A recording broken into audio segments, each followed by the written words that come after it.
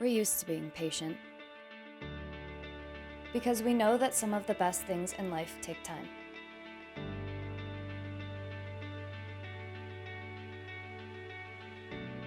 But we don't sit around waiting for results.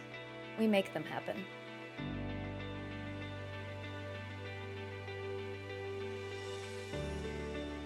We don't fear failure. We challenge it.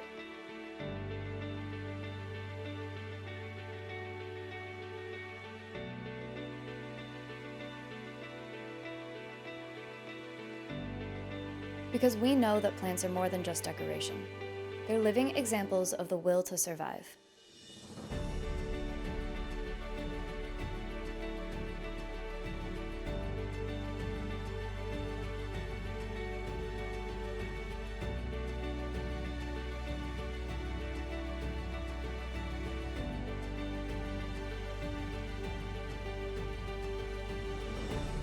They show us how to adapt, and they teach us how to thrive.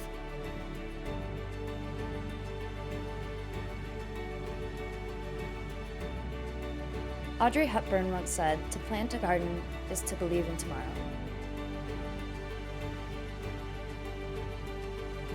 Keep believing and keep gardening.